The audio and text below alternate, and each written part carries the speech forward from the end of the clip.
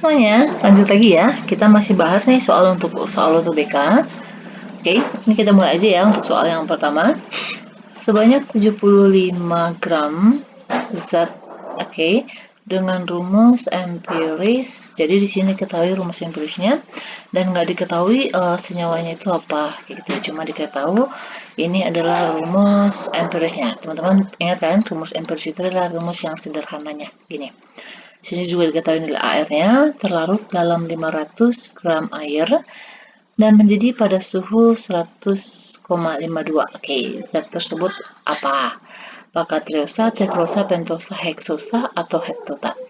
Berarti kita cek dulu nih yang diketahui. Kan ini titik didih ya. Kalau titik didih kan berarti delta TB KB dikali molal, ya kan? Ini rumusnya adalah karbohidrat dan ini bukan dikali I ya, karena kan dia non elektrolit. Oke, berarti kita cari dulu nih delta TB-nya berapa. Oke. Delta TB itu sama dengan titik didih dari larutan itu lebih besar, berarti dikurang dengan titik didih pelarutnya.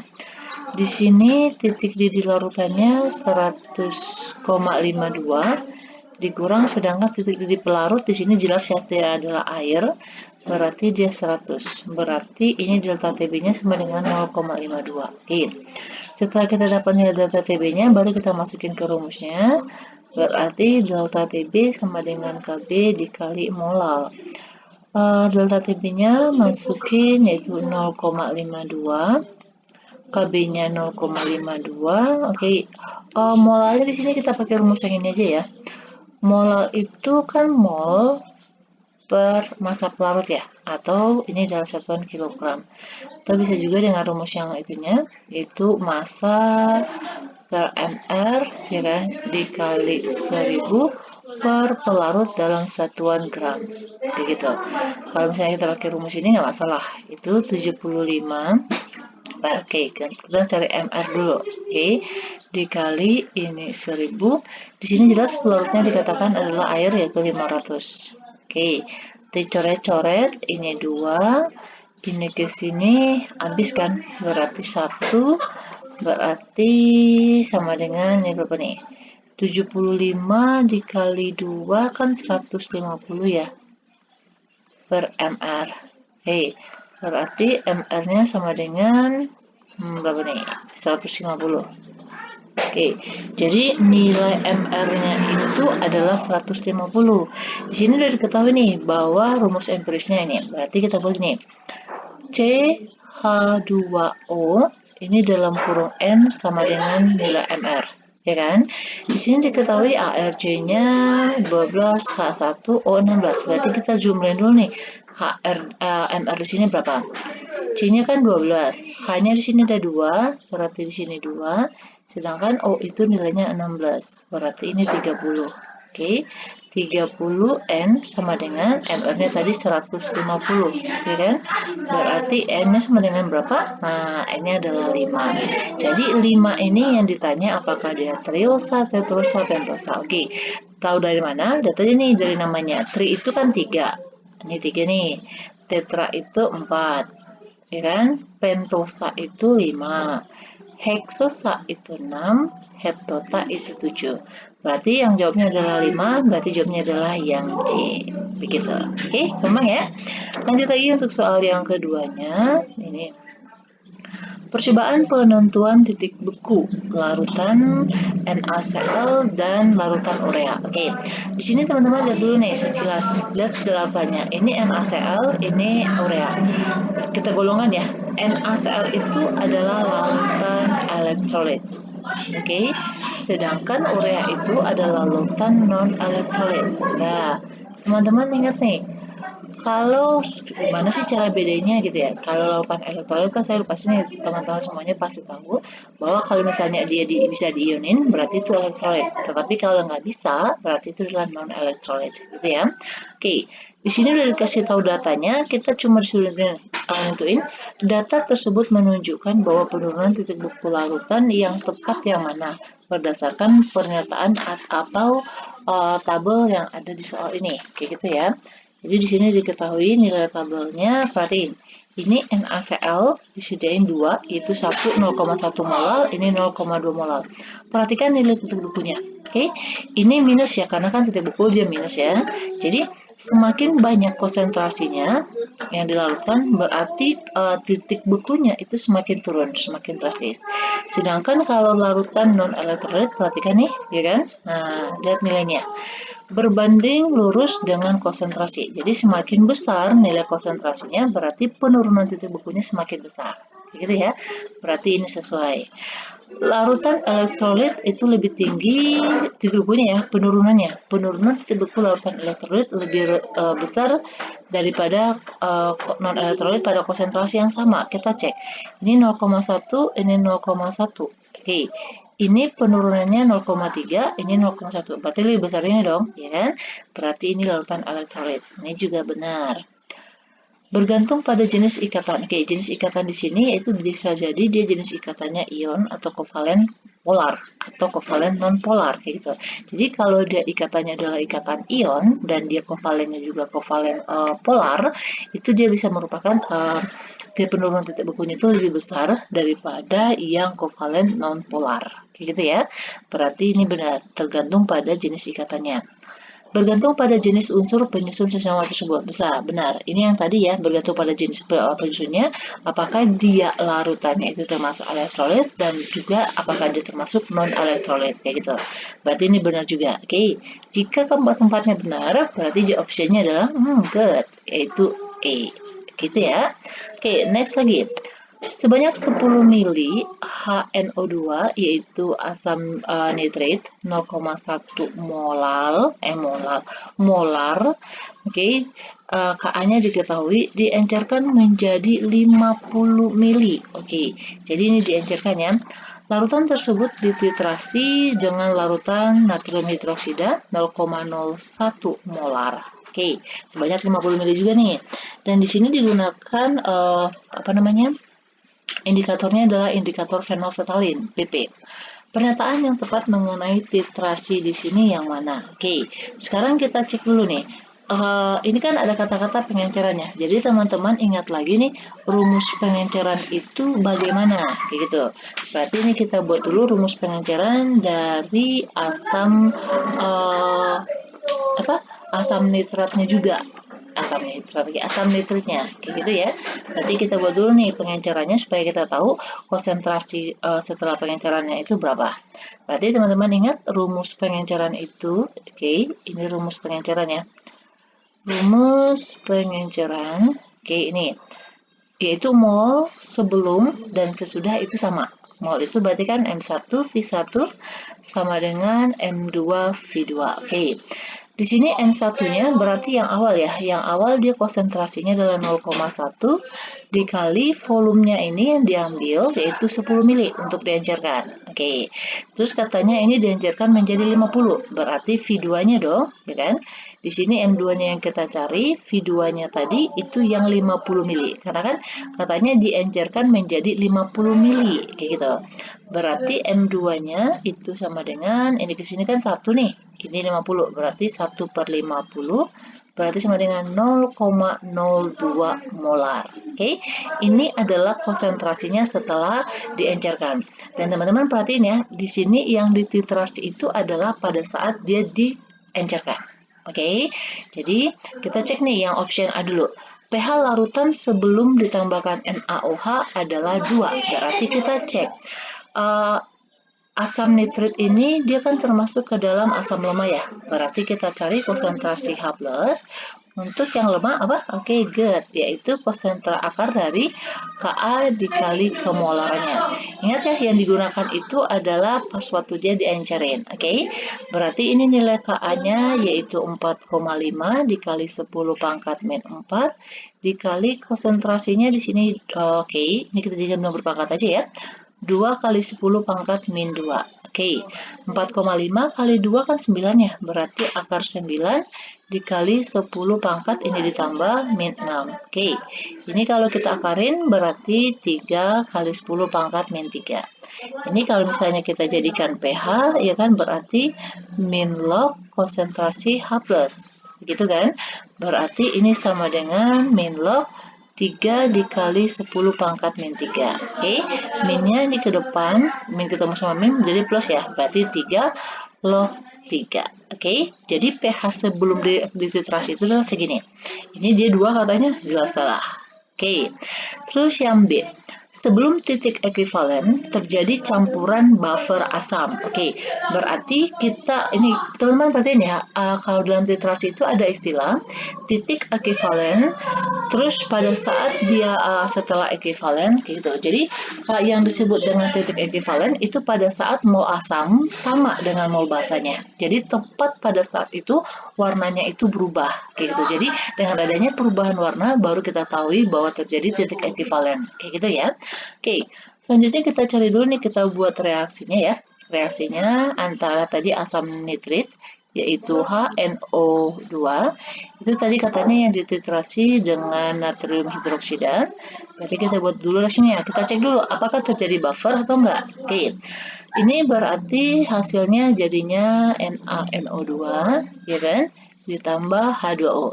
Oke, cek dan dicek. Pokoknya setiap ada penyetaraan reaksi itu harus balance, harus sama jumlahnya kiri kanan. Oke, terus di sini diketahui volumenya ya. Oke, volume sama konsentrasinya. Berarti kita harus cari mol masing-masing dulu. Ini ingat yang dipakai itu tadi katanya yang udah diencerin. Berarti ini volume, oke kita cari ya. Molnya si HNO2. Oke, berarti molnya bersama dengan molar dikali volume ya. Ingat molar yang dipakai tadi yang setelah diencerin ya. Berarti 0,02 dikali volumenya adalah volume pengenceran juga, yaitu 50 mili. Oke, berarti ini kalau dikalikan jadinya 1 milimol. Nggak apa-apa ya kita pakai satuan milimol aja. Kalau teman-teman mau konversi ke liter nggak masalah. Tapi gini, kalau dikonversi kan berarti nanti 0,-nya banyak, kayak gitu. Jadi terserah teman-teman nyamannya yang mana, kayak gitu ya. Terus kita cari nih molnya si ini mol ya, bukan molar ya. Molnya si NaOH berarti dengan rumus yang sama. Berarti di sini volumenya dia 50 mili juga, tetapi kemolarannya 0,01. Oke, berarti ini sama dengan 0,5 milimol. Oke, kita masukin ke sini ke yang mula-mula. Ini 1 milimol, ini 0,5 milimol ya. Oke, perhatikan kalau ada dua zat kayak gini diketahui molnya, berarti kita harus cari reaksi pembatas. Oke, ini 0,5 dibagi 1, hasil baginya 0,5, 1 dibagi 1, 1. Oke, ingat ya, hasil bagi paling kecil itu yang menjadi reaksi pembatas.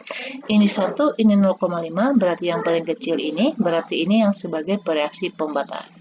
Oke, berarti kalau dia sebagai reaksi pembatas, dia yang habis bereaksi. Jika mula-mulanya dia 0,5 milimol, berarti yang bereaksinya juga sama, yaitu 0,5 milimol juga. Sehingga nanti di akhir reaksi dia nggak ada lagi. Oke, untuk mencari berapa mol HNO2 milimolnya ya yang bereaksi, kita pakai perbandingan koefisien. Yang akan kita carikan HNO2-nya ya, berarti koefisiennya dibanding dengan koefisien dari reaksi pembatas, yaitu 1 dikali dengan molnya dari reaksi pembatas, yaitu 0,5. Oke, berarti ini sisanya adalah 0,5 milimol. Ini garam di awal reaksi atau produk yang ada. Oke, untuk mencari ini juga rumus yang sama, yaitu koefisiennya 1/1 dikali 0,5. Ini milimol. Oke, ini dapat 0,5 milimol. Oke, teman-teman perhatikan, HNO2 ini adalah asam lemah, NaNO2 ini adalah garam. Oke, dan kalau dalam persamaan reaksi MRS-nya yang sisa itu masih terdapat ya asam lemah dan ada garamnya, ini termasuk ke dalam buffer. Oke, buffer tipe apa? Yaitu buffer kan ada dua ya jenisnya ya, yaitu buffer asam dan buffer basa. Ini adalah buffer asam karena penyusunnya di sini termasuk adalah ini asam lemah. Oke, berarti yang B ini jawabannya. Bisa ya? Sedangkan kalau yang C, ini pada titik ekuivalen. Oke, ingat tadi ya seperti yang saya bilang ya, titik ekuivalen itu adalah titik pada saat mol asam itu sama dengan mol basanya. Oke, jadi kalau pada saat ini itu tidak terjadi buffer. Oke, apa yang akan terjadi itu pH-nya sama dengan 7. Bisa ya? Oke, terus kalau yang D, setelah titik ekuivalen, larutan mempunyai pH besar dari 7 pH-nya. Oke, pH-nya katanya besar dari 7 untuk setelah dia di apa ya melalui titik ekuivalen. Oke. Oh, I'm so sorry. Ini salah. Saya salah ketik. Oke. Ini di soalnya dia lebih kecil dari 7. Oke. Jadi jawabannya yang tadi, yang opsinya tadi yang saya ketik, itu kalau misalnya dia setelah titik ekuivalen, itu pH-nya jadi lebih besar daripada 7.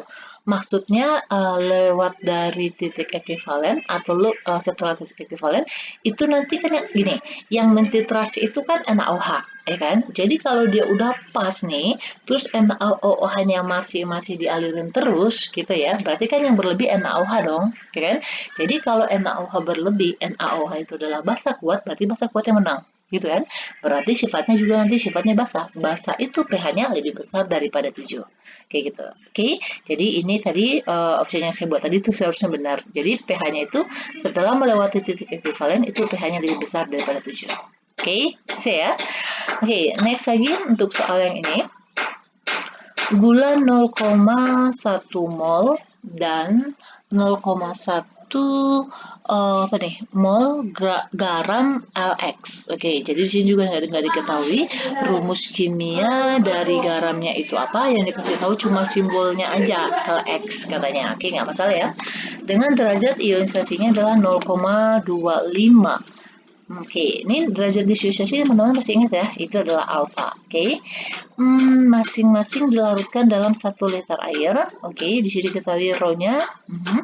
Jika penurunan titik beku larutan gula. Oke, di sini diketahui nilai delta TB, bukan TB ya, karena dia kan titik beku, tapi freeze, delta TF. Nilai delta TF-nya itu sama dengan T0 Celsius. Oke, yang ditanya adalah berapa nilai delta TF dari si garam, yaitu garam yang LX tadi, itu berapa? Oke, sekarang kita dicek dulu. Teman-teman ingat nih kalau gula itu kan non elektrolit ya. Gula itu non. Sedangkan garam itu dia elektrolit. Jadi teman-teman hati-hati, bedanya nanti dikali dengan faktor Van Hoff-nya, ya kan? Jadi nilai delta TF itu sama dengan KF dikali kemolarannya dikali dengan I-nya. Oke, jadi kita buat dulu nih, kita buat gini aja ya, perbandingan aja ya. Jadi delta TF gula itu dibandingkan dengan nilai delta TF garam. Kita buat garam aja ya. Oke, rumusnya berarti gini. Rumusnya kan ini, KF kali M kali I. Berarti ini KF-nya kita coret aja, ya kan? Gini deh supaya teman-teman bisa tahu nih, nanti dapatnya dari mana gitu. Massa molal itu kan gini, massa. Oke, kita buat mol aja deh. Mol per tolarut, ya kan? Dikali I. Itu kalau faktor Van Hoff. Sedangkan kalau misalnya dia non, berarti nggak dikaliin.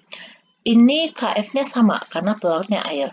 Pelarutnya juga sama, karena dia sama-sama 1 liter. Ya kan? Atau misalnya kalau kita jadikan ini kan molal ya, berarti dia harus kilogram. Makanya di sini disediain rho-nya. Nih, cara konversinya kan gini. Rho sama dengan M per V. Kita mau cari massa, berarti rho-nya dikali volumenya. Rho-nya 1 gram per mili dikali volumenya adalah 1 liter. Jadi dikonversi aja, jadinya 1 kilogram. Kayak gitu ya. Oke, ini karena ini sama, berarti kita bandingin molnya aja. Berarti molnya gula dibandingkan dengan molnya garam dikali dengan faktor Van Hoff-nya I. Sekarang kita mau cari I dulu, karena di sini diketahui nilai alfanya. I itu kan sama dengan 1 ditambah N dikurang 1 dikali alfa. Kita masukin nilainya. Ini sama dengan 1 ditambah, nilai N-nya berapa? Gitu. Untuk nilai N-nya gini. Lx ini kan kalau diionin jadinya L plus ditambah X spin. Berarti N itu adalah jumlah koefisien ini. Berarti sama dengan 2. Masukin ke sini 2 dikurang 1 dikali alfanya yaitu 0,25. 1 ditambah ini kan 2 dikurang 1 kan 1 dikali 0,25 ditambah 0,25 berarti I-nya sama dengan 1,25. Oke, kita masukin ke sini. Mol gulanya ini sama ya, yaitu 0,1 dikali ini tadi berapa? 1,25. Oke, berarti sama dengan 0,1. Ini masukin nilainya ya. Oh iya, ini kelupaan. Nih, ini kan delta TF gulanya tadi kan T ya. T derajat Celcius per delta TF garam. Ini dibanding, ini dikali, jadinya berapa nih? 1, ya. 0,125. Oke, kali silang aja, berarti jadinya delta TF garam, karena kan yang tanya kan delta TF garamnya ya, itu sama dengan 1,25 T. Oke, berarti jawabnya adalah yang D. Oke, demikian dulu ya untuk pembahasan kali ini. Semoga teman-teman semuanya bisa mengerti dan semakin banyak latihannya. Jadi teman-teman terbiasa dengan soalnya ya. Oke, please subscribe dan share. Terima kasih.